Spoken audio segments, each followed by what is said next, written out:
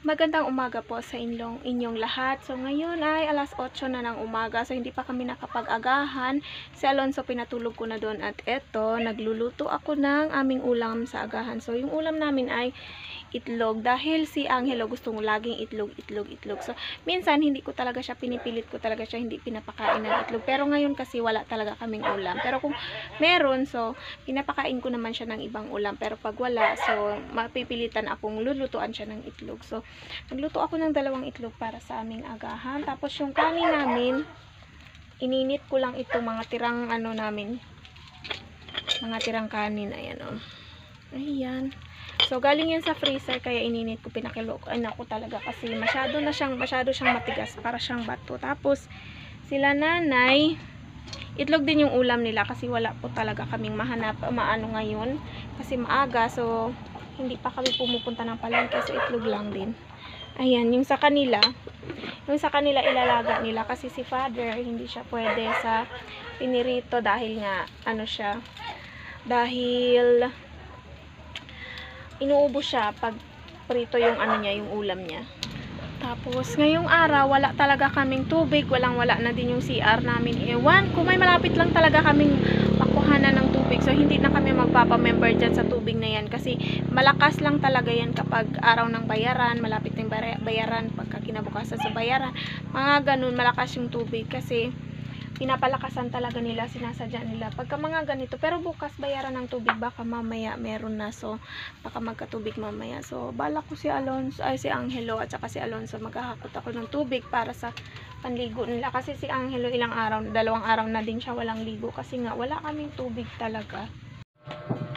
Ayan, so nakaigib na ako ng tubig dahil wala nga kaming tubig. So nakaigib ako pang pinanghugas ko sa mga plato namin kasi wala nga kaming tubig. So hanggang ngayon wala pa rin akong ligo. So siguro 3 araw na akong walang ligo ngayon kasi wala nga kaming tubig. Tapos hindi na ako nakapaglaba. So punong-puno na yung basket namin sa mga labahin. Ewan ko yung mga kasi yung mga ibang basa na pajama ni Alonso. So pinatuyo ko siya bago ko siya nilagay doon. Pero hindi ko alam kung baka may nakalimutan ako tapos hindi ko siya nalagay doon, baka nangitim na yun. So meron nga kaming doon, yung isang comforter namin nasa CR. So binabad ko yun ng ng chlorine kasi nung umuulan, so sinampay ko siya doon, dapat patuluin ko lang siya, tapos ayun, nakalimutan ko. Tapos yung sampayan na pigtas o naputol, so ayun, nagkaputik siya, so hanggang sa loob niya kasi yung comforter na yun, hindi siya comforter, para sa foam yun na pinapasok yung foam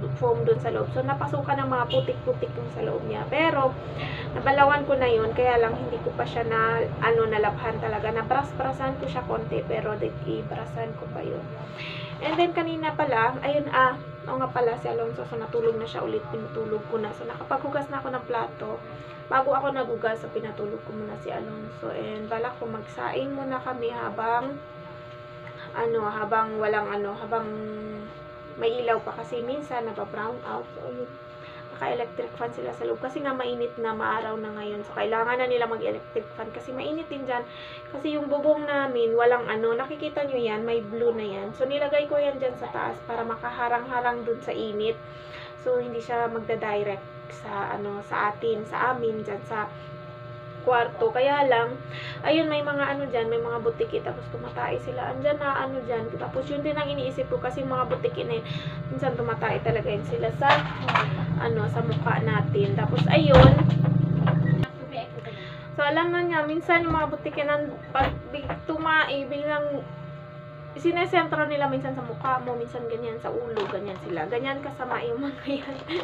So, ayun pala kanina, may dumaan. Yung mga, alam ko naman yun, kaya lang hindi ko talaga siya naisip na ganun. So, sabi, bigay yung yung sabon na yun. So, may nabili kami. Ito siya. Kasi mga yan, mga promo girl or promo boy, mga lalaki kasi mga promo boy ba ang tawag doon? Kasi diba, pag babae, so promo girl. So, ayan. May dinala silang sabon. Pero mabango siya. Para siyang downy. Para siyang kapag ginamit mo siya, hindi mo siya kailangan mag-downy kasi amoy downy na siya. Pero, ayun nga, tinatago-tago ko lang yung konting pera ko. May pera kami kasi pang-allowance ang bili ng minsan. Gusto ni Angelo ng pagkain, so may pambili kami. O minsan, nangungutang na lang kami sa lola niya. So, ayun. nabitag pa kami dito. So, nakabili pa kami. So, 6 na piraso ito. Tagdadalawa sa amin. Dalawa sa kapatid ko, dalawa ko sa amin. Tapos, may 2 bar siya. Kasi yung mga yun, minsan nadadala ka talaga sa mga salita nila. Pag hindi ka nag-iisip talaga ng maayos. Pag yung isip mo, minabadali mo. So, madadala ka talaga sa bitag nila. So, kagaya nung kanina, may nagbenta dito. So, ano siya, 6. So, pinahalaga niya ng 596. So, 596. 4 na ganito. Tapos, may bar na 2. Pero, malaki na din siya. Marami na din siya. Maganda na din siya. Tapos, mabango pa. Kumpara sa yung sa mga powder. Pero, alam ko, mabango. Ang gusto ko talaga mabango na yung kala. Pero, ito, hindi ko naman ito. Fast Clean. With fabric conditioner. Kaya pala, so, amoy daw din, so with fabric na siya. So, maganda siya. Hindi ko alam. Hindi ko pa siya man nagamit. Hindi ko alam kung maganda. So, 2 bar. Talagay ko lang dyan. 2 bar na sabon. Ito, yung kay nanay, yung isang puti, isang blue. Yung isa yung kay nanay. Tapos, yung sa amin, yung ng kapatid ko, pinaghatik namin. 2 putol yan sa amin. So, okay na yan. At least, hindi na kami mabibili or magtangka ng sabon. So, ayun, pumunta kami doon sa school, dating school ni Jello, yung dating teacher niya, nung kinder 1 siya. Nasabi, may bibigay daw na gatas. Akala ko naman yung kilo-kilo na binibigay nila, hindi pala. So, pumunta lang kami doon kahit maulan-ulan, kahit may taliksik. Sinama ko pa si Alonso kasi akala ko yung kilo-kilo. Sabi ko maisama si Alonso kung meron, yung ganun. Yun pala, kimi dawan, benak. Aray. Gimme. Yun pala, ito lang yung binigay. Bilis, give me that. Yun pala, ito lang yun, ice candy pala. So, sobrang lamig ng panahon ba naman, binigyan kami ng ice candy. Ayan na yung kinakain ni Angelo, ayan. Show mo anak, be. Ayan. Yung kinakain niya. Ito, so, ipakita ko yung Pero masarap sana siya. Malaki masyado, malaking ice candy. Hinaantok si Alonso. Patulogin ko na siya. Opo, na mag-sleep ka na. Po.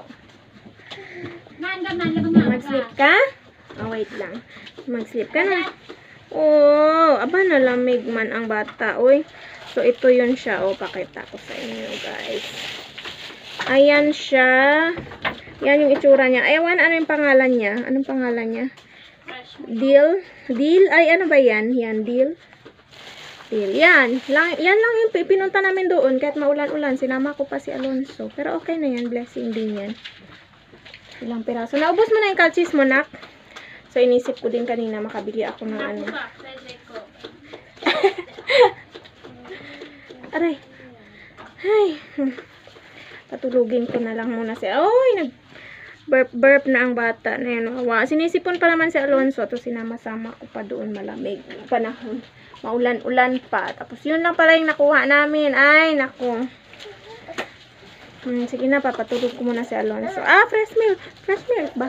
Fresh milk. Fresh milk pala yung nakalagay doon. So, deal and fresh milk. So, ano yan? Not for sale. Oo nga. Not for sale siya. So, binibigay lang talaga nila. Galing ata sa barangay. So, yun lang guys for today's video. Thank you for watching. Bye!